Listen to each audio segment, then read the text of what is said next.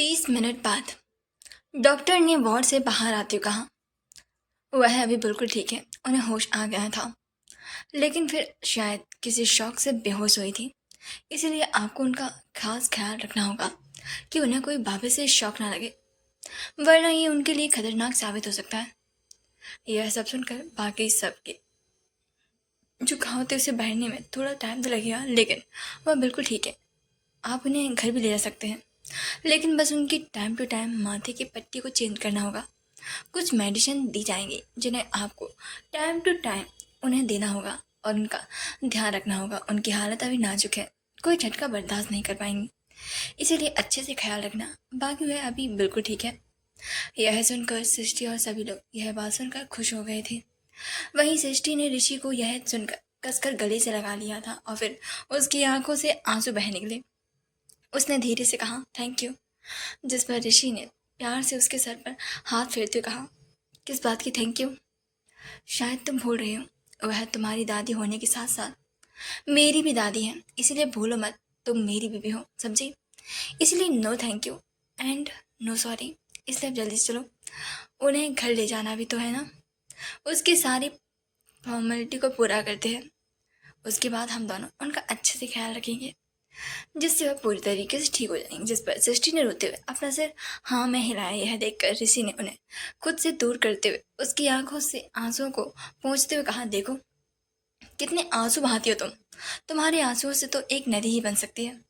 जिस पर सृष्टि का मुंह बन गया था और उससे वह दूर हो गई। जिस पर ऋषि ने मुस्कुराकर कहा, मुझे नहीं पसंद मेरी बीवी की आंखों में मेरे होते हुए आंसू आए। ऋषि के आंसू और बात है, लेकिन दर्द के तो कभी भी नहीं आने चाहिए, ओके? क्योंकि तुम जब मुस्कुराती हो ना, बहुत अच्छी लगती हो, ना कि रोती हुई। जिस पर ना चाहते हुए भी सृष्टि के चेहरे पर मुस्कुराहट आ गई थी। तभी किसी के खांसने की आवाज़ आई, उनके कानों में आ गई थी। तो सृष्टि और ऋषि ने सर उठाकर देखा तो सभी लोग मुस्कुराकर उन्हें ही देख रहे थे। वहीं जैसे ही यह उन दोनों ने देखा, दोनों जल्दी से एक दूसरे से दूर हो गए। ऋषि ऐसे बालों पर हाथ फेरे लगा था जैसे अभी तो कुछ हुआ ही नहीं था। वहीं सृष्टि भी अपने हॉस्पिटल कपड़ों को कसकर पकड़ कर रखी हुई थी और उसकी आंखें शर्म से नीचे झुकी हुई थी। जिस पर सारा ऋषि की माँ ने आंखें मटकाते हुए कहा, अरे अरे, अब क्या हुआ बेटा जी? अभी तो बड़ा सबके सामने रोमांस चल रहा था और अब तुम्हें शर्म आ रही है? जिस पर ऋषि ने अपने बालों में हाथ फेरते हुए कहा, वो माँ मैं। जिस पर अचानक से उसने कुछ सोचते कहा, मैं डिस्चार्ज फॉर्मेलिटी को पूरा करके आता हूँ। यह बोल वह जल्दी से वहां से भाग गया। वहीं उसके जाने के बाद अब सृष्टि शर्म से झुकाए खड़ी हुई थी। उसका मन कर रहा था कि वह यहीं से कहीं भाग जाए, लेकिन वह क्या करे, कहकर निकले। फिर उसने भी हड़बड़ाते हुए कहा, माँ मैं भी देखती हूँ। जिस पर सारा ने मुस्कुराते कहा, हाँ हाँ जाओ जाओ, पति की हेल्प करवाओ बस। यह सुनकर सृष्टि का चेहरा लाल हो गया था और वह भी वहां से भाग गई। उसके जाने के बाद सभी लोग ठहाके लगाकर हंस पड़े, लेकिन रजत उदासी से खड़ा हुआ था। वहीं पलक ने उसके चेहरे को देख फिर उसके कंधे पर हाथ रखकर उसे दिलासा दिया। जिस पर रजत ने अपने चेहरे पर झूठी मुस्कान बिखेर दी। 20 मिनट में वह दोनों ही सारी डिस्चार्ज की फॉर्मेलिटी करने के बाद वापस आए तो सभी लोग दादी को घर पर ले जाने के लिए तैयार थे।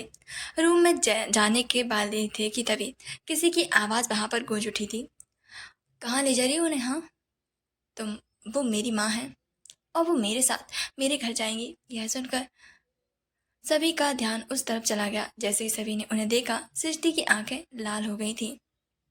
वहीं सभी भी हैरान थे। सृष्टि का मन उथल पुथल हो रहा था जैसे उसने उन दोनों को देखा था जिसमें वह नफरत करती थी। उसकी आंखें गुस्से से भर गई थी। सामने कुणाल भास्कर, नैना भास्कर और कोयल खड़ी हुई थी। सृष्टि के कदम बढ़ाते हुए कुणाल जी की उसकी ओर देखा और गुस्से के साथ बोली, मिस्टर कुणाल भास्कर, आप जिन पैरों से आए हैं ना, उन्हीं पैरों से वापस चले जाइए, आपके लिए ज़्यादा बेहतर होगा। सच में आपको शर्म नहीं आई? माँ जैसे पवित्र शब्द को अपने गंदे मुंह से बोलते हुए, और कितने बेशर्म हैं आप! हाँ, इतना सब करने के बाद भी आपके यहाँ आने की हिम्मत कैसे हो गई? बेशर्मी से उन्हें ले जाने की बात कर रहे हैं जिन्हें आपने मरते हुए छोड़ दिया था। जिस पर कुणाल भास्कर ने चीखते हुए कहा, शायद तुम भूल रही हो कि मैं तुम्हारा बाप हूं, इसीलिए तमीज से बात करो अपने बाप से। ऐसे ही बात करते हैं क्या? 2 दिन में ही तुम अपनी तमीज तक भूल गई। इस पर सृष्टि ने गुस्से के साथ कहा, हाँ भूल गई हूँ मैं। जिस वक्त हमने तो दहली छोड़ी थी ना, उसी वक्त हम सब कुछ भूल गए थे। ये भी कि तुम जैसे लोग मेरा बाप है, और मेरी माँ तो बचपन में ही मुझे छोड़कर मर चुकी है, और मेरा बाप भी उसी वक्त मर गया था। इसलिए आपको मेरे से कोई रिश्ता भी नहीं है ना, और ना ही मैं आपकी कुछ लगती हूँ। जिस पर कुणाल भास्कर ने गुस्से के साथ कहा, बहुत जुबान चल रही तुम्हारी। तुम भूल रही हो, माँ का इलाज मेरे पैसों से हुआ है, और तुम्हारी वजह से मुझे कोई भी फायदा नहीं हुआ है। हाँ। जिस पर सृष्टि कुछ कह नहीं वाली थी कि तभी पीछे से ऋषि की आवाज आई, मिस्टर कुणाल भास्कर, वह आपकी बेटी बात में है, पहले वह मेरी बीवी है, इसलिए आप उससे तमीज से पेश आइए। मेरी बीवी के साथ बदतमीजी करने वाले लोग मुझे बिल्कुल भी नहीं पसंद। और रही बात पैसों की, तो आप अपना बैंक अकाउंट चेक कर लीजिए। पैसे आपके अमाउंट में पहुंच चुके हैं, इसीलिए अब अपना ना तो आपकी माँ से कोई कनेक्शन है, और ना ही आपकी प्यारी सी बेटी पर, यानी कि अब वो मेरी बीवी बन चुकी है। उसे देखते ही कुणाल की आंखें खून से लाल हो गई थी, लेकिन उस रात की सोचकर उनका चेहरा डर से भी भर गया था। लेकिन फिर भी उनके कहने पर उसने फ़ोन निकाला तो 1 मिनट पहले ही उनका अकाउंट में 30 लाख रुपए डिपॉजिट किए गए थे। यह देखकर उनकी आंखें बड़ी बड़ी हो गई थी। उन्होंने हैरानी के साथ सामने खड़े हुए ऋषि की तरफ देखा। उन्हें विश्वास नहीं हो रहा था कि इतनी जल्दी से उसने पैसे कैसे दे भेज दिए थे, और फिर उसके पास उसका बैंक अमाउंट कहाँ से आया था। लेकिन उन्होंने ये बात दिमाग से निकाली। वह समझ गए कि ये लड़का कोई जो भी है, लेकिन कोई ज़्यादा ही अमीर था। ऐसा वैसा तो बिल्कुल भी नहीं है, इसीलिए तो इतने पैसे से उसे कुछ भी नहीं होगा। कुछ और पैसे भी आसानी से निकाले जा सकते हैं। यही सोचकर उसकी आंखें चमक आ गई थी। वह अब ऋषि को अपने जाल में फंसाना चाहता था। वहीं यह सुनकर तो कोयल और नैना भी हैरानी से उसे लड़के को ही देख रही थी। वहीं कोयल ने गुस्से के साथ अपने मन में कहा, कैसे, आखिर कैसे ये कुबेर का खजाना इस चुड़ैल के हाथों में कैसे पहुंच गया। हाँ, एक तो मुझे मिलना चाहिए था, पता नहीं क्यों हर बार हर चीज जिस पर मेरा हक होना चाहिए वह इस कमीनी के पास चला जाता है। हर बार मेरे साथ ही ऐसा क्यों होता है। हाँ, लेकिन मैं इस बार ऐसा नहीं होने दूंगी, बिल्कुल भी नहीं। अगर ये मेरा नहीं हो सकता तो इसका भी नहीं होगा। यह सोचकर उसके हाथ की मुट्ठी कसकर बंद हो गई थी। वहीं कुणाल भास्कर ने वापस से अपने चेहरे पर गुस्से के एक्सप्रेशन को लाए और फिर गुस्से के साथ बोले, तुमने मेरी बेटी से जबरदस्ती शादी की थी, तो मेरा जबरदस्ती दामाद बनने की कोशिश मत करना, समझे तुम। वह अभी भी मेरी बेटी है, और वह अंदर मेरी माँ है। जिस पर ऋषि के चेहरे पर मुस्कुराहट आ गई। उसे इस चीज की उम्मीद थी। वह अंदर चल रही बात को उसकी आंखों में ही देखकर समझ गया था। वहीं सृष्टि भी यह बात समझ गई थी कि आखिरकार कुणाल भास्कर क्या करने की कोशिश कर रहा है, जिससे वह उसे रोकना चाहती थी। लेकिन तभी ऋषि ने जल्दी से उसके कंधे पर हाथ रख दिया और उसे रोकते हुए ऋषि ने उसे आंखों ही आंखों शांत रहने को कहा। जिस पर सृष्टि परेशान हो गई कि आखिरकार अब ऋषि क्या करने वाला था। वहीं ऋषि ने शांति से कहा, सॉरी, बट मेरी बीवी ही आपको अपना डैड नहीं मानती, तो मुझे भी आपका दामाद बनने का कोई शौक नहीं है। और रही बात जबरदस्ती की, तो आपने कौन सी उसकी शादी उसके मनपसंद लड़के से की थी। आप भी तो जबरदस्ती और जानबूझकर उसकी शादी किसी ऐसे लड़के से कर रहे थे जिसकी इमेज इस पूरी मुंबई इंडस्ट्री में सबसे ज़्यादा खराब है। तो आपको शायद 2 दिन पहले ही करती तो अपनी याद नहीं ना, है ना। लेकिन मुझे सब कुछ याद है, और मुझे पुलिस को बुलाकर आपकी रेपुटेशन की धज्जियां उड़ाने में 2 सेकंड नहीं लगेंगे। और मैं ये कर सकता हूँ, इस बात का यकीन आप अच्छे से कर लीजिए। हालांकि आपको इस चीज़ का अंदाज़ा तो होगा ही। तो सोचिए क्या होगा जब लोगों को पता चलेगा कि मुंबई के जाने माने बिजनेसमैन कुणाल भास्कर ने अपनी ही बेटी और अपनी ही माँ के साथ क्या क्या किया है। इसीलिए मैं ये सब करने से पहले मजबूर हो जाऊं, उससे पहले ही आप यहाँ से चले जाइए। और यकीन मानिए, मैं कोई खोखली धमकियां नहीं, बिल्कुल भी नहीं देता। जो बोलता हूँ वो करके ही रहता हूँ। उसकी बात को सुनकर कुणाल भास्कर की मुट्ठियां भिस गईं। तभी पलक ने भी आगे बढ़ते हुए कहा, हमारे देवर बिल्कुल सही बोल रहे हैं। पहले तो सृष्टि अकेली थी, इसलिए आपने इस चीज का अच्छे से फायदा उठाया। लेकिन अब आप जान लीजिए मिस्टर कुणाल भास्कर, अब वह अकेली नहीं है, बल्कि सिंघानिया फैमिली, ओबरॉय फैमिली और रजावत फैमिली उसके साथ खड़ी हुई है। और अगर आपने अब भी कोई गलत कदम उठाने के बारे में अगर सोचा भी ना, तो मेरे से बुरा कोई नहीं होगा। इसलिए इज्जत से यहाँ से चली जाइए, वरना मुझे धक्के देकर यहाँ से निकलवाना बहुत अच्छे से आता है। वहीं जब कुणाल भास्कर ने उन तीनों फैमिली के नाम सुने और ऋषि को पलक को देवर कहते हुए सुना, तो शौक से उनका मुंह खुला का खुला रह गया था। ये तीनों ही फैमिली मुंबई की सबसे रेपुटेड और सबसे ज़्यादा पावरफुल फैमिली थी, जो कि मुंबई की टॉप 3 फैमिलीज में से आती थी। सृष्टि शादी इतनी बड़ी फैमिली में हुई कैसे? हाँ, यही सुनकर उन्हें भरोसा नहीं हो रहा था। वहीं उनसे भी ज़्यादा शौक पीछे खड़ी हुई नैना भास्कर थी। उन्हें ऐसा लगा कि उनके पैरों के नीचे से जैसे जमीन ही खिसक गई थी। उन्हें भरोसा नहीं हो रहा था कि इस कमीनी लड़की के इतने अच्छे भाग्य थे कि उनकी शादी इतनी बड़ी फैमिली में हो गई। उसे यह किसी सपने जैसा लग रहा था और कानों पर मानो बस भरोसा नहीं कर पा रही थी। वहीं सारा ने भी आगे आते हुए कहा, मेरे दोनों बच्चे बिल्कुल सही बोल रहे हैं। अब सृष्टि हमारी घर की बहू है और सृष्टि सृष्टि ऋषि ओबरॉय है। और अगर अब आप में से किसी ने भी मेरी बहू को परेशान किया तो मुझसे बुरा और कोई नहीं होगा। वहीं जब कुणाल और नैना जी ने सृष्टि और ऋषि ओबरॉय सुना, तो वह जैसे दोनों को अपने पैर कांपते हुए महसूस हुए। ओबरॉय फैमिली इस देश की सबसे बड़ी फैमिली और उसका इकलौता बेटा ऋषि ओबरॉय और उसके साथ सृष्टि की शादी हुई थी। उन्हें सिर पर बॉम्ब ब्लास्ट कर दिया था। वहीं अभिमन्यु ने भी आगे आते हुए सारा के कंधे को पकड़ते हुए कहा, आई हो आप मेरी बीवी की बातों से समझ गए होंगे। उनके चेहरे पर भी एक बड़ी सी मुस्कुराहट आ गई थी। कुणाल भास्कर ने जब उन्हें देखा तो वह समझ गए कि यही तो है थे ओबरॉय कॉरपोरेशन के प्रेसिडेंट अभिमन्यु ओबरॉय। वहीं सभी को ऐसे खुद के लिए खड़े होते देखकर सृष्टि जैसे इमोशनल हो गई थी। वह बचपन से जब से उसकी माँ गई थी तब से खुद ही अपने आप को प्रोटेक्ट कर रही थी, और जब से सबसे बचा रही थी तब से वह अपनी पूरी तरीके से इंडिपेंडेंट बन चुकी थी और वह अपने आप को बचाना भी सीख गई थी। उसने कभी भी नहीं सोचा था कि कोई उसके आगे बढ़कर साइड लेगा या प्रोटेक्ट करेगा, सिर्फ और सिर्फ पलक और आयुषी के अलावा। आयुषी अपने काम से देश से बाहर एक सेमिनार अटेंड करने गई थी। उससे भी जल्दी से आपकी मुलाकात जरूर होगी, सिर्फ वही थी जिसके आगे वह खुलकर बोलती थी और दर्द खोल देती थी। लेकिन वह भी उसे ज़्यादा परेशान नहीं करती थी। लेकिन आज सभी का ऐसा प्यार देखकर उसे खुद पर प्राउड हो रहा था कि इस बार उसने अपनी जिंदगी का सबसे सही फैसला लिया था। उसकी आंखें हल्की सी नम हो गई थी और उन्हें छुपाने के लिए उसने अपना सिर नीचे झुका लिया था, जिस पर ऋषि ने उसके कंधे पर हाथ रखकर उसे अपने करीब खींच दिया तो सृष्टि जाकर उसे के सीने से जा लगी। वहीं कुणाल भास्कर अपने होश में आ गए थे, आ पाते कि तभी बोर्ड के अंदर से दादी की रोने की आवाज़ आई, जिससे सभी का ध्यान अचानक से उस तरफ चला गया था।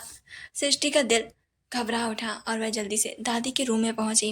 उसके पीछे सभी भी रूम में पहुंचे तो सामने का नज़ारा देखकर सभी हैरान रह गए। वहीं सामने का नज़ारा देख सृष्टि का चेहरा भी गुस्से से तमतमा गया था। उसने आगे बढ़कर कोयल के हाथ को गुस्से से दादी के बालों से छुड़ाया और फिर उसके हाथ को मरोड़ते हुए उसके चेहरे पर एक जोरदार थप्पड़ दे मारा। यह थप्पड़ इतना जोरदार था कि अचानक से पूरे कमरे में गूंज उठा था।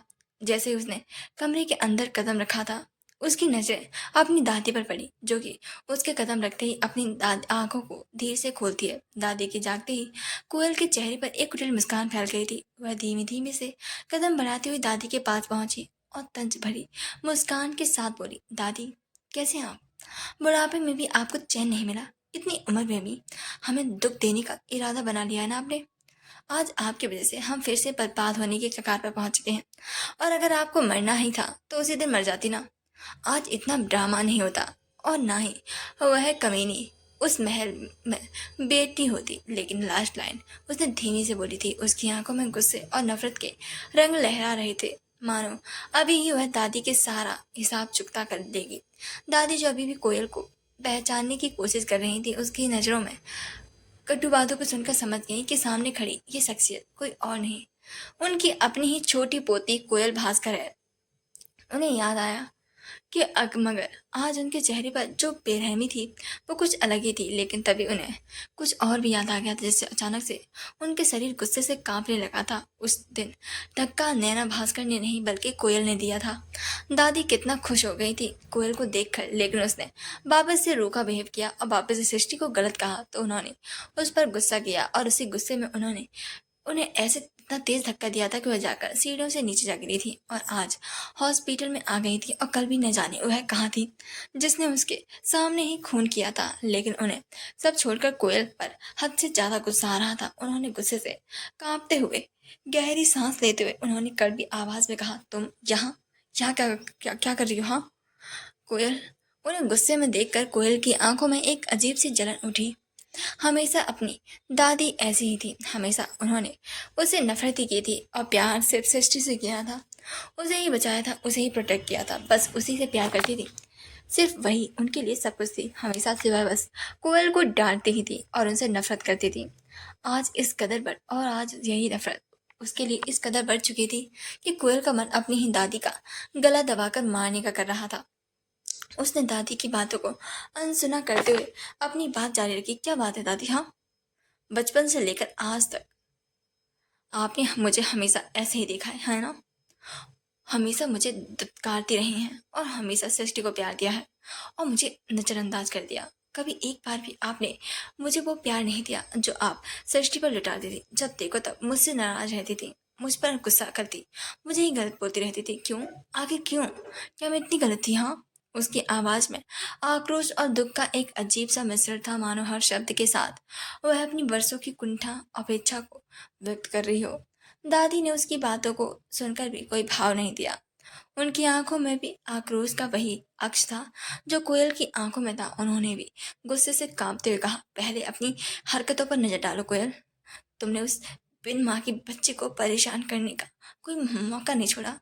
मैंने बार बार तुम्हें समझाया था कि सृष्टि के साथ गलत मत करो, लेकिन तुमने तुमने हमेशा उल्टा ही किया। और अब तुम मुझसे प्यार की शिकायत कर रही हो? क्या कभी तुमने इस कोई ऐसा काम किया था जो प्यार के काबिल हुआ? क्या तुमने कभी भी खुद को सुधारने के बारे में सोचा था? कभी वो खुद के अंदर झांक कर देखा? बस शिकायत करनी आती है तुम्हें, हाँ?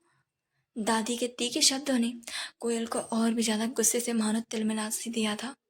उसकी आंखों में आक्रोश की लपटें उठने लगी थी और उसने गुस्से से चिल्लाते हुए कहा, बुढ़िया चुप हो जा, वरना आज तुझे मैं सच में खत्म कर दूंगी। बड़ी चली है मुझे समझाने वाली। वह जैसे अब अपनी तमीज तक को भूल गई थी, जिस पर दादी को और भी ज्यादा आश्चर्य नहीं हुआ, क्योंकि वह उसके रग रग से आखिरकार वाकिफ हो चुकी थी। और इसलिए उन्होंने मुस्कुराते हुए कहा, आ गई ना अब? ऊंट पहाड़ के नीचे, यही यही तेरा असली रूप है तुम्हारा। और तुम मुझसे प्यार की उम्मीद कर रही हो? हाँ। जिस पर कोयल ने भड़कते हुए दादी को उंगली उठाते हुए ताने की में कहा, ए बुढ़िया, मुझे ना तू ज्यादा उकसा मत समझी, वरना मैं अभी नहीं जानती कि मैं तेरा क्या हाल करूंगी। जिस पर दादी ने अपने चेहरे पर दर्द भरी मुस्कान के साथ कहा, पता नहीं वो कौन से बुरे कर्मों किए थे जो मुझे गुनाह जैसा बेटा मिला था, और पता नहीं कौन से वो पाप किए थे जो तुम्हारी जैसी पोती मिली थी। इंसान नहीं हो तुम, जानवर हो, जानवर। वो हमारी बेरी फूल सी बेटी पर जानवरों वाला सलूक करता था, और तू भी तो उसी का नाजायज खून है। तभी तो तू भी अपने बाप की तरह ही जानवर बन चुकी है। यह सुनते ही सृष्टि का, सॉरी, मतलब क्या नाम इसका, मतलब कोयल का गुस्सा सातवें आसमान पर था। उसने गुस्से की उसकी तरफ झुकते हुए दादी के जबड़े को कसकर पकड़ते हुए बोली, साली बुढ़िया, तेरी बहुत जबान नहीं चलने लगी? हाँ, मन कर रहा है तेरी लंबी जुबान काट कर उसी का फंदा बनाकर तुझे फांसी पर चढ़ा दूं। लेकिन ये भी करूंगी जरूर, क्योंकि उस दिन बच गई थी, लेकिन आज नहीं बचेगी तू। तेरी वजह से ये सारा खेल स्टार्ट है, सिर्फ तेरी वजह से आज हम बर्बाद होने के कगार पर हैं। और वह अपने हर शब्द पर और ज्यादा कसकर दादी के जबड़े को दबा रही थी, जिससे दादी दर्द से झड़पड़ा रही थी। उन्हें यकीन नहीं हो रहा था कि उनका ही खून था। वह तड़प रही थी। वहीं कोयल ने चेहरे पर कुछ सोचकर एक तीखी मुस्कान आ गई थी। फिर उसने अपनी पकड़ को थोड़ा ढीली करते हुए कहा, वैसे बुढ़िया, तुझे पता है तेरी लाडली के साथ इन बीते दिनों में क्या क्या हुआ है? और वह तेरी वजह से है। सच में तू सुनेगी ना तो तुझे अपने ये हाथ गंदे करने की भी जरूरत नहीं पड़ेगी, तू तो ऐसे ऊपर पहुंच जाएगी। तो सुन, तुझे पता है तेरी ही वजह से आज सृष्टि को अपनी इज्जत गिरवी रखनी पड़ी है। मजबूरी में तेरी लाडली पोती ने एक कमीने के साथ शादी कर ली है, जो उसके शरीर के साथ रोज खेलता है सिर्फ तेरे इलाज के लिए। उसे अपना शरीर तक बेचना पड़ा सिर्फ तेरे लिए बुढ़िया। जैसे ही दादी ने कोयल की बात सुनी, उनकी आंखें अविश्वास से खुली की खुली रहेगी, उनका आवाज लड़खड़ाने लगे और वह कांपते बोली, क्या क्या क्या क्या कहा तुमने? कोयल के चेहरे पर अब एक विजयी मुस्कान थी। उसने तिरस्कार के साथ कहा, हाँ बुढ़िया, बिल्कुल सही सुना तूने। तेरी बीमारी के चलते ही उसने तेरे पैसों के लिए खुद को बेचना पड़ा है, और अब वो गंदी हो चुकी है। रोज रोज किसी न किसी का बिस्तर गर्म करती है। इसके आगे वह कुछ कहती कि दादी का खून खौल उठा और वह पूरी ताकत लगाकर खड़ी हुई, और उन्होंने गुस्से से कोयल के चेहरे पर एक जोरदार थप्पड़ जड़ दिया। थप्पड़ की गूंज पूरे कमरे में फैल गई। वह थप्पड़ इतना जोरदार था कि कोयल का चेहरा पल भर में के लिए सुन्न पड़ गया था। थप्पड़ के असर से कोयल का चेहरा लाल हो गया था, लेकिन वो इतनी जल्दी से हार मानने वाली थोड़ी थी। उसने गुस्से से दादी के बालों को कसकर पकड़ लिया और उसके चलते दादी की दर्द से कराह उठी। वहीं कोयल ने पागलों की तरह कहा, आज तो तूने हाथ उठाकर हद ही पार कर दी बुढ़िया। क्या तुझमें सहन नहीं हो रहा था क्या? हाँ, लेकिन ये बिल्कुल सच है कि उसकी शादी हो गई है और एक लफंगे लड़के के साथ। यह कहते उसने एक ज्यादा जोर से दादी के बालों को खींच दिया, जिससे दादी की चीख पूरे कमरे में गूंज उठी और उनके चेहरे पर दर्द की लकीरें साफ नजर आ रही थी।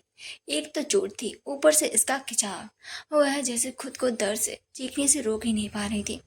कोयल की आंखों में क्रूरता थी, जैसे वह अपनी दादी से बरसों का बदला ले रही हो। उसने गुस्से से कहा, बुढ़िया, तेरी इतनी हिम्मत, तूने मुझ पर हाथ उठाया। बचपन से तेरे गुस्से को सहती आ रही हूँ। आज नहीं छोड़ूंगी मैं तुझे। आज तो मैं तेरी जान ले ही लूंगी। तूने मेरा दिमाग का दही कर दिया है। वह गुस्से से उसके बालों को और भी ज्यादा खींचने लगी थी, जिस वजह से अचानक से दादी की आंखों से आंसू आने लगे थे और वह खुद को छुड़ाने की कोशिश करने लगी। उनके सिर से पहले से ही चोट लगी हुई थी, जिस वजह से उनका दर्द काफी ज्यादा बढ़ गया था। उनकी दर्द भरी चीखें जैसे रूम में गूंजने लगी थी कि तभी अचानक से सृष्टि और सभी लोग दरवाजा खोलकर वहां पर आ गए। जैसे ही सभी ने वहां का माहौल देखा, सभी की आंखें अचानक से बाहर निकलने वाली थी। सभी लोग हैरान हो गए। तभी दूसरे पर सृष्टि का गुस्सा फूट पड़ा और वह जल्दी से कोयल की तरफ बढ़ी और एक जोरदार थप्पड़ कोयल के गालों पर दे मारा, और फिर गुस्से के साथ कोयल का गला कसकर पकड़ लिया और फिर गुस्से से साथ बोली, तेरी हिम्मत कैसे हुई दादी पर हाथ उठाने की? आज मैं तुझे नहीं छोड़ूंगी। और उसने एक और जोरदार थप्पड़ कोयल के गालों पर मार दिया था, जिसे देखकर नैना जी भी गुस्से से तमतमा गई और वह भी जल्दी से दौड़ी और एक झटके साथ अपना पूरा जोर लगाकर सृष्टि को कोयल से दूर खींच दिया। कोयल को दूर खींचने के साथ ही उन्होंने एक जोरदार थप्पड़ सृष्टि के गालों पर जल दिया था। सृष्टि, जो कि गुस्से से भरी हुई थी, उसे एहसास हुआ नैना के थप्पड़ से अभी तक उसे दर्द नहीं हुआ है। जिससे उसने अपनी आंखें उठाई और देखा कि ऋषि का चेहरा उसकी ओर था और उसके गालों पर नैना के गाल के थप्पड़ के लाल निशान पड़ गए थे। यह देखकर सृष्टि का गुस्सा और भी ज्यादा बढ़ गया और वह आगे बढ़ती की तभी सारा ऋषि की माँ गुस्से से आगे बढ़ी और नैना के गाल पर एक जोरदार थप्पड़ मारते बोली, एक तो अपनी चिड़िया को तमीज नहीं सिखाई और गलत करने पर तुमने मेरी बेटे पर हाथ उठा रही हो। तो कहीं मैं आपको बोर तो नहीं कर रही हूँ ना? देखिए, मैं बहुत मासूम हूँ और किसी को बोर करने का मेरा कोई फिलहाल प्लान तो नहीं है। लेकिन प्लीज़, अगर आपको स्टोरी पसंद आ रही है तो प्लीज़ अच्छे अच्छे कमेंट जरूर कर सकते हैं। अगर आपको वो स्टोरी बोरिंग लग रही है तो बता दीजिए, मैं इसे जल्दी से ख़त्म भी कर सकती हूँ। सो आपके कमेंट के ऊपर निर्भर है। सो आगे स्टार्ट करते हैं। सारा का जोरदार थप्पड़ पड़ने से नैना का गुस्सा भी सातवें आसमान पर पहुंच गया था। उन्होंने गुस्से से हाथ उठाया, लेकिन सारा ने उनके हाथ को बीच में ही कसकर रोक लिया और उनकी आंखों में आंखें डालते हुए बोली, खबरदार जो ये गलती करने की कोशिश भी की तो अपने हाथों को तुम पूरी तरीके से खो दोगी, क्योंकि मेरे बेटे को उन्हें पूरी शिद्दत से भरी नफरत से उखाड़ने में बिल्कुल भी देरी नहीं लगेगी। यह सुनकर नैना की कांपती हुई आवाज में कहा, तुमने ये बिल्कुल भी सही नहीं किया है। जिस पर सारा ने गुस्से के साथ कहा, बस करिए आप। सही गलत का मतलब भी जानती हैं आप? हम नहीं चाहते गुस्से में हम आपके साथ कुछ कर दे। जो भी हो, है तो आप हमारी बहू की माँ ही, इसीलिए थोड़ी इज्जत से बोल रही हूँ। निकल जाइए यहाँ से, वरना मुझे आप सभी को जेल में डलवाने में एक सेकंड नहीं लगेगा। जिस पर नैना ने गुस्से से कुछ बोलती कि कुणाल ने गुस्से से नैना और कोयल को पकड़कर वहां से ले जाने लगे। कोयल ने सृष्टि को और देखकर कहा, मैं सच में तुम्हारी जान ले लूंगी सृष्टि, बस इंतजार करो। जिस पर ऋषि ने उन्हें रोक दिए, कहा, मिस्टर कुणाल भास्कर, आपके परिवार को अपने काबू में रखो, वरना मैं क्या कर सकता हूँ ये तो आप ही जानते हैं। जिस पर कुणाल भास्कर डर गए और जल्दी से उन्हें खींचकर वहां से ले गए थे। वहीं उनके जाते ही सृष्टि जल्दी से दादी की तरफ बढ़ी कि दादी ने जल्दी से उसे रोकते हुए कहा, वहीं रुक जाओ और मुझे ये बताओ, क्या सच में तुमने शादी कर ली है? जिस पर सृष्टि ने रोते हुए कहा, दादी दादी मेरी बात सुनो। जिस पर दादी ने भी उसकी बात पर अपनी बात पर अड़े रहते हुए कहा, हाँ या ना, मैं जवाब दो मुझे, क्या तुमने सच में शादी कर ली है? जिस पर पलक ने कहा, दादी एक बार सारी बात तो सुनिए ना। जिस पर दादी ने उसे रोक के कहा, मैंने इससे सवाल पूछा है ना, तो जवाब भी यही देगी, किसी को भी बीच में बोलने की जरूरत नहीं है। जिस पर श्रेष्ठी ने कहा, हाँ मैंने शादी। जिस पर दादी ने उसे हैरान होकर देखा और उसकी आंखों से आंसू आ गए। उन्होंने गुस्से से आगे सुने बिना कहा, चली जाओ यहाँ से, अभी के अभी जाओ, मुझे तुम्हारी शक्ल तक नहीं देखनी। जिस पर सृष्टि ने जल्दी से कहा, दादी आप हमारी बात तो पूरी सुनिए प्लीज दादी। जिस पर दादी ने गुस्से के साथ कहा, सृष्टि अगर तुम अभी के अभी यहाँ से नहीं गई ना, तो तुम मेरा मरा हुआ मुंह देखोगी। जिसके लिए तुमने शादी की है ना, उसे ही खो दोगी, इसीलिए अभी के अभी रूम से बाहर चले जाओ, मुझे तुम्हारी कोई बात नहीं सुननी है। यह सुनकर सृष्टि की आंखों से आंसू निकलने लगे थे। वहीं वह बहुत स्ट्रांग थी, लेकिन दादी की बातें जैसे उसके अंदर तक झकझोर कर रख दिया था। वह कुछ कहना चाहती थी, लेकिन फिर वह सबको देखकर वहां से रोती हुई भाग गई थी। वहीं पलक ने समझाते हुए कहा, दादी पहले सृष्टि की पूरी बात तो सुनिए। जिस पर दादी ने उसे रोकते हुए कहा, मुझे अभी अकेला छोड़ दो, मुझे अभी किसी से कोई बात नहीं करनी है, सबके सब यहाँ से चले जाओ, चले जाओ यहाँ से। वह इस वक्त काफी ज्यादा गुस्से में थी। जिस लड़की को बचाने के लिए वह हर बार अपने बेटे से लड़ती रही, अपनी जान तक की कभी परवाह नहीं की, उसने सिर्फ उनकी जान बचाने के लिए खुद को बेच दिया। ये वो बर्दाश्त नहीं कर पा रही थी। उनका मन कर रहा था इससे अच्छा होता वो गिरते ही मर गई होती। काश ऐसा हो जाता तो उन्हें ये सब कुछ सुनने को तो नहीं मिलता ना, और ना ही उसकी फूल सी बच्चे को ये सब करने का मौका मिलता। उन्हें खुद पर ही बहुत ज्यादा गुस्सा आ रहा था कि वह उसे प्रोटेक्ट नहीं कर पाई। उसकी वजह से सृष्टि अब एक शैतान से दूसरे शैतान के हवाले हो गई थी। पहले तो वह उसे बच्चा भी लेती, लेकिन अब वह बचाने का भी कोई हक खोती थी। लेकिन सबसे ज्यादा गुस्सा तो सृष्टि पर भी आ रहा था कि कैसे वह अपने आप को किसी को बेच सकती थी। क्यों उसके उनके बारे में एक बार भी नहीं सोचा था उसने। वहीं पलक दादी को समझाना चाहती थी कि तभी ऋषि ने कहा, भाभी आप जाइए, जाकर सृष्टि को समझा संभालिए, मैं दादी से बात करता हूँ और प्रॉमिस मैं सबको सही कर दूंगा, आप बस सृष्टि को संभालिए, वो अभी अकेली है। जिस पर पलक कुछ कहना चाहती थी, जिस पर सारंग कहा, ऋषि बिल्कुल सही बोल रहा है, हमें चलना चाहिए, वो संभाल लेगा। जिस पर सभी रूम से बाहर चले गए और अब वहां पर सिर्फ और सिर्फ ऋषि ही बाकी था। उसे देखकर दादी ने गुस्से से कहा, तुम कौन हो हाँ, और यहाँ पर क्या कर रहे हो? तुम भी जाओ यहाँ से, मैंने कहा ना मुझे कोई बात नहीं करनी है। जिस पर ऋषि जाकर उनके पास बैठ गया और उन्हें देखते हुए बोला, दादी जी मुझे नहीं पता, आप सृष्टि के लिए काफी ज्यादा परेशान हैं, जानता हूँ कि आप उससे बहुत नाराज हैं, लेकिन लेकिन मैं आपसे बस इतनी सी गुजारिश करता हूँ, एक बार उसकी पूरी बात सुन लें, उसकी कहानी को भी जाने। मुझे नहीं पता कि आपकी पोती आपसे क्या बोलकर गई है, लेकिन क्या आपको अपनी पोती पर बिल्कुल भी भरोसा नहीं है क्या, कि वो कभी भी कुछ भी गलत नहीं करेगी? लेकिन आप उसकी बात को सुनेगी नहीं और समझेगी नहीं और उसे बात करने से इनकार करेंगी तो उस पर क्या बीतेगी? क्योंकि उसने तो जो भी किया है वो आपकी खुशी और जान बचाने के लिए किया था ना। जिस पर दादी ने गुस्से से उसकी तरफ देखा और कहा, तुम क्या जानो हाँ कि मेरे दिल पर क्या बीत रही है? यह सब सुनकर, जिस सृष्टि को मैंने अपनी जान से भी ज्यादा प्यार किया, उसी ने मुझे मुझे धोखा दिया है। अगर उसने मेरी जान बचाने के लिए शादी की है तो उसने मेरी भावनाओं का भी कत्ल किया है, और मैं उसे बिल्कुल भी माफ नहीं करूंगी। जिस पर ऋषि ने दादी के हाथ को पकड़ते हुए कहा, दादी जी आप बस गुस्से में सोच रही हैं, लेकिन एक बार उसकी जगह खुद को रख कर तो देखिए और उसके बारे में सोचिए। सोचिए उसने क्या क्या क्या फैसला लिया था। क्या आप वो उसके बारे में अच्छे से जानी हैं दादी? फिर आप बिना किसी उसकी बातें पूरी सुने बिना ऐसे कैसे उसे सजा दे सकती हैं? सृष्टि के फैसले के पीछे उसके दर्द और मजबूरियों की एक लंबी कहानी है। उसने ये कदम सिर्फ इसीलिए उठाया क्योंकि वो आपको और आपकी तकलीफ नहीं देना चाहती थी। उसने अपनी खुशियों की कुर्बानी दी है। क्या आप उसकी कुर्बानी को नज़रअंदाज कर सकती हैं? जिस पर दादी थोड़ी नरम पड़ती दिखाई दी। वह जानते कि सृष्टि बचपन से ही बहुत अच्छी रही है। कभी भी उसने अपनी दादी को शिकायत नहीं की थी। उसके पापा ने उसके साथ बहुत कुछ किया करते रहे, लेकिन फिर भी वो हर दर्द को इसीलिए सहती रही थी क्योंकि उसकी दादी के साथ कुछ ना हो। और वो उस घर में भी नहीं रहना चाहती थी, लेकिन वह उनकी वजह अपनी दादी को अकेला नहीं छोड़ना चाहती थी। इसीलिए वह हर दर्द को सहती रही, जिस वजह से उसकी आंखों में आंसू आ गए, लेकिन आवाज में अभी भी नाराजगी थी। उन्होंने नमी के साथ कहा, मैं समझती हूँ, लेकिन मैं ऐसे कैसे एक्सेप्ट करूँ? हाँ, उसने मेरे लिए अपनी इज्जत बेच दी, गलत आदमी से शादी कर ली। यह सुनकर ऋषि ने आंखें बड़ी बड़ी करते हुए वहां कहाँ से सृष्टि की इज्जत लूटने पर वाला नजर आ रहा था। फिर उसे समझ आया कि दादी आखिर इतनी गुस्सा किस लिए थी। साथ ही उसे कोयल पर काफी ज्यादा गुस्सा आया, लेकिन उसने अपने आप को कंट्रोल किया और फिर दादी की तरफ देखते बोला, दादी, मैं आपको कैसा लग रहा हूँ?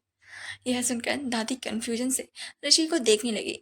दादी ने साफ देखा था, उसने नैना को ऋषि को बचाने के लिए थप्पड़ तक खा लिया था और उसके आगे ढाल बनकर खड़ा हो गया था। इससे साफ था कि वह लड़का काफी अच्छा और जेंटलमैन था। साथ ही उन्हें उम्र के इस पायदान पर आने के बाद जानती थी कि कौन अच्छा है और कौन बुरा। और जैसे उन्हें साफ दिख रहा था कि ऋषि काफी ज्यादा अच्छा लड़का है, जिस वजह से वह दादी को समझा रहा था, जिससे भी साफ था उसे काफी ज्यादा अच्छे संस्कार भी दिए गए थे। जिससे उन्होंने कहा, तुम मुझे काफी अच्छे जेंटलमैन लग रहे हो। जिस पर ऋषि ने एक गहरी सांस लेते हुए कहा, फिर दादी, हमारी बात सुनिए और प्लीज नर्वस मत होइए। डॉक्टर ने आपको किसी भी सदमे में जाने के लिए मना किया है, लेकिन ये जानना आपके लिए बहुत ही ज़्यादा ज़रूरी है। एक्चुअली ये सच है कि सृष्टि की शादी हो गई है। सृष्टि हमारी भाभी की शादी में थी जब उसे आपके एक्सीडेंट के बारे में पता चला था, और जब वह अस्पताल पहुंची तो आपकी तुरंत ही सर्जरी करनी थी और उसने सृष्टि के पास पैसे नहीं थे, और इस वजह से वह अपने डैड के पास पहुंचे। लेकिन उन्होंने सृष्टि के आगे एक शर्त रख दी थी कि अगर वह उनके चुने हुए लड़के से शादी करेगी तो वह आपकी जान को बचा लेंगे। और आप जानते हैं आप उसके लिए कितनी मायने रखती हैं। ना चाहते हुए भी सृष्टि को ये बात माननी पड़ी थी और वह शादी के लिए भी तैयार हो गई थी।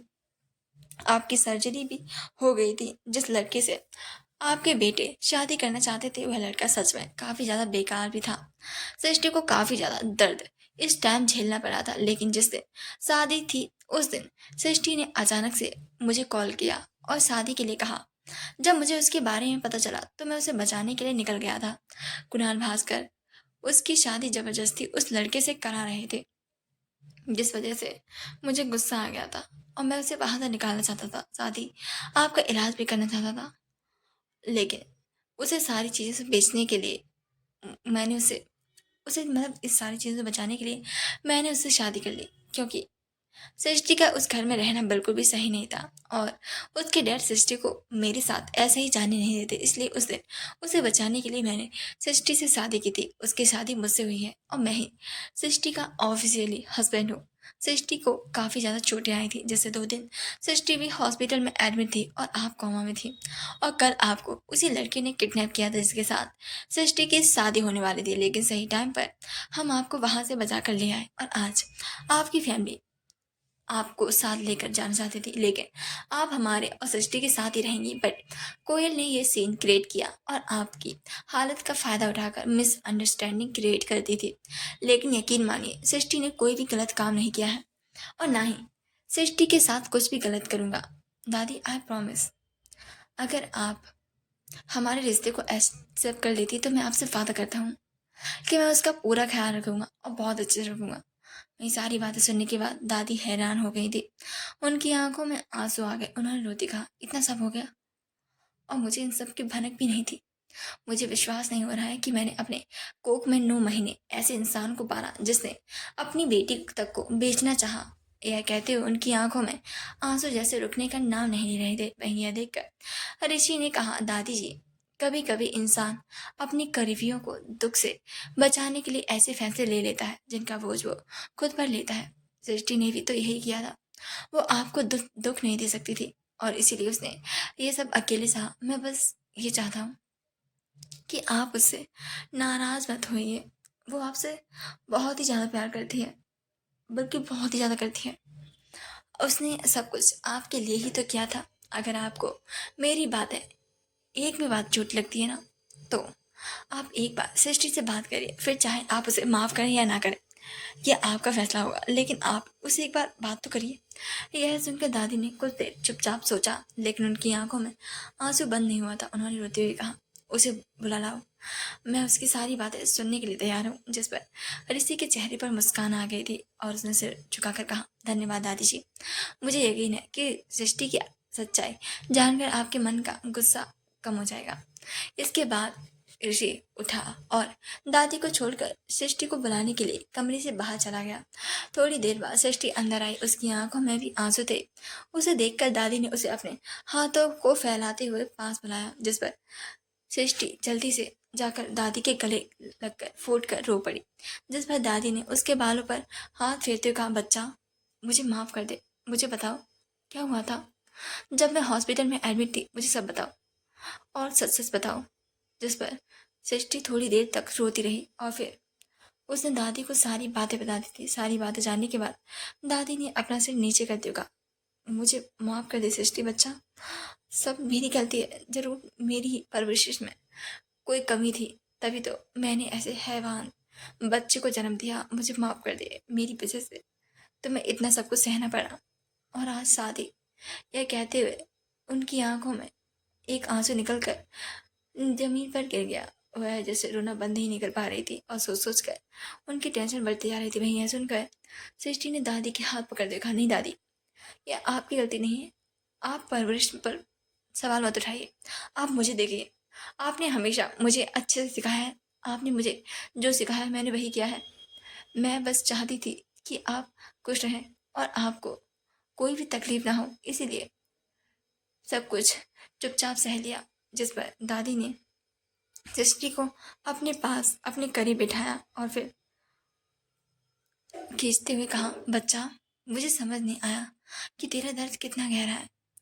मैं सोचती थी कि तेरा फैसले गलत है, लेकिन आज समझ आया कि तूने ये सब मेरी खुशी के लिए किया था। मैं कितनी नासमझ थी जो तुझ पर शक किया, और फिर तू तो मेरे लिए अपनी बड़ी इतनी बड़ी कुर्बानी दे रही थी और मैं तो तुझे समझ नहीं पाई। सृष्टि ने अपने आंसू को पोंछ देगा, दादी, आपके लिए जो किया वो मेरा फर्ज था। मैं अपनी दादी को अकेले क्या छोड़ सकती हूँ, और आपने तो भी तो कभी भी मुझे अकेला नहीं छोड़ा। लेकिन अब आप नाराज मत होइए।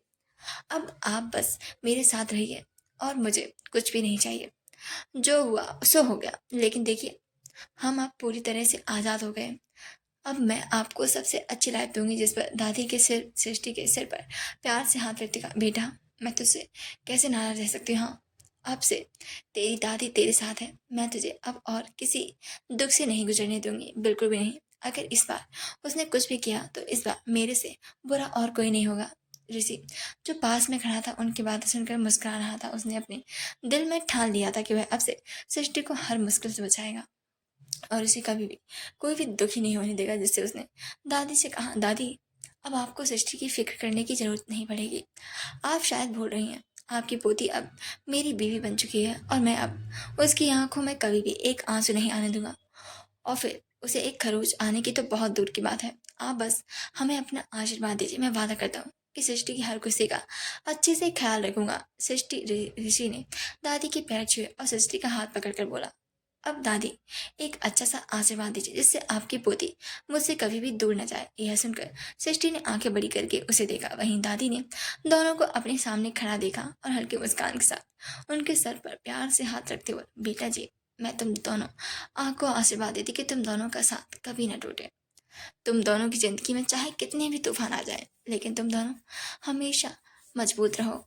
कोई भी ताकत, कोई भी मुश्किल तुम्हें एक दूसरे से दूर न कर पाए। तुम दोनों हमेशा जिंदगी भर एक दूसरे के साथी बनकर रहो।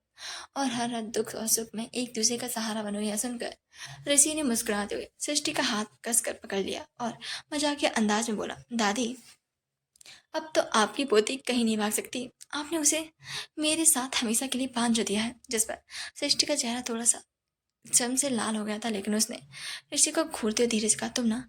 जिस पर ऋषि ने एक आंख मार दी, जिस पर सृष्टि अपनी आंखें बड़ी बड़ी करके उसे देखने लगी थी। वहीं दादी ने हंसते हुए दोनों को गले लगाते हुए कहा, तुम दोनों ऐसे ही हमेशा एक दूसरे के साथ खुश रहना।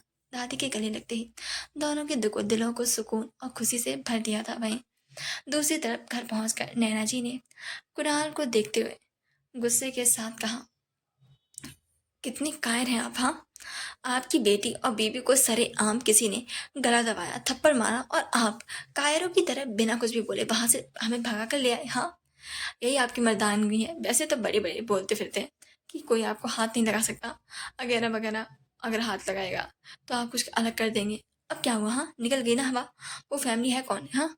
उसकी हिम्मत कैसे हुई मुझ पर हाथ उठाने की। अरे, और काती क्या है। वहीं कोयल ने भी चिल्लाते हुए कहा, हाँ डैड, आप ऐसे कैसे कर सकते हैं। माँ बिल्कुल सही बोल रही हैं। वह दोनों ही जैसे पागलों की तरह अब कुणाल जी पर टूट पड़ी थी। वहीं यह देखकर कुणाल जी ने गुस्से से दोनों को चुप कराते हुए कहा, चुप करो तुम दोनों। दोनों के दिमाग में भी सिर्फ भूसा ही भरा हुआ है ना। जानते भी हो कि वो लोग है कौन, हाँ। उनके बारे में कुछ पता है। उनके सामने हमारी कोई हैसियत नहीं है, समझे तुम दोनों को समझाने की कोशिश कर रहा हूँ और तुम लोग यहाँ पर बहस करिए जा रहे हो, हाँ। वो लोग कोई मामूली लोग नहीं है और ना ही इंसान है, समझे तुम दोनों।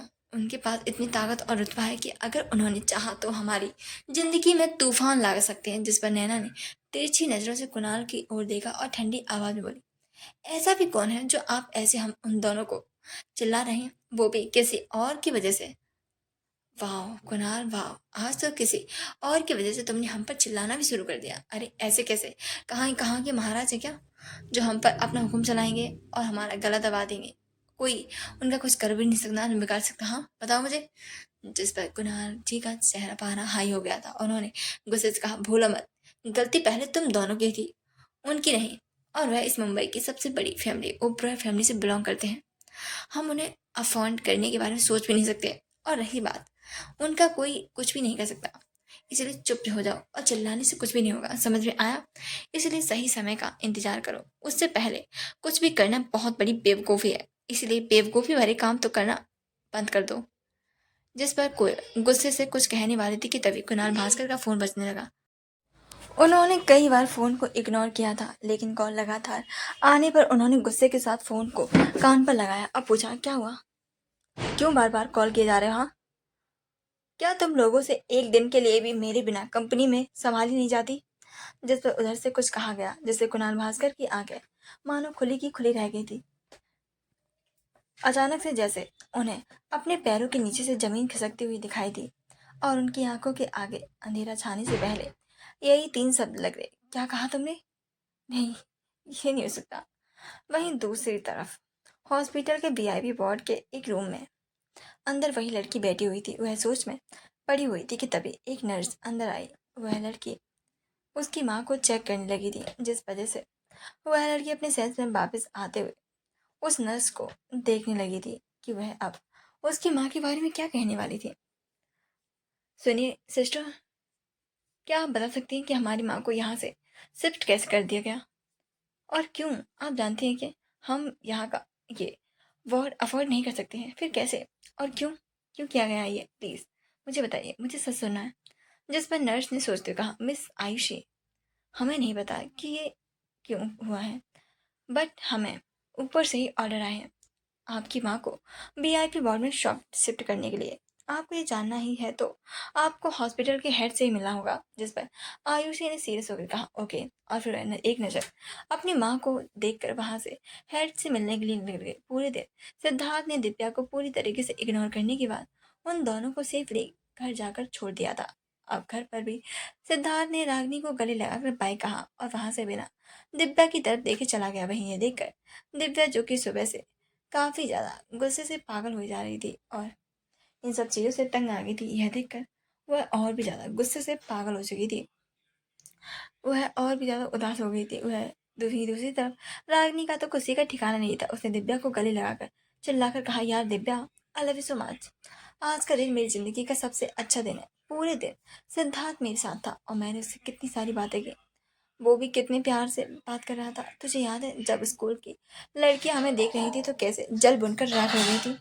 सच में मैं अभी से सोचकर रोमांचित हुई जा रही हूँ कि हमारी शादी के बाद आखिर क्या होगा। हाँ, सबका दिल तो जैसे किसी कांच की तरह टूट कर चकनाचूर हो जाएगा और मैं भी पूरी तरीके से शो ऑफ करूंगी। आज सच में बहुत ज्यादा खुश हूँ। जिस पर रागिनी की उत्साह भरी बातों को सुनकर दिव्या बस मुस्कुराने का नाटक कर रही थी, पर उसकी खुशी से शामिल नहीं हो पा रही थी। उसकी उदासी साफ नजर आ रही थी, जिसे शायद रागिनी नहीं देख पा रही थी। रागिनी ने दिव्या के चेहरे पर पड़े उदासी के भाव को देखा और पूछा, अरे क्या हुआ है तुझे, इतनी उदास क्यों है? तो आगे छोड़ूंगी, प्लीज कमेंट में जरूर बताना।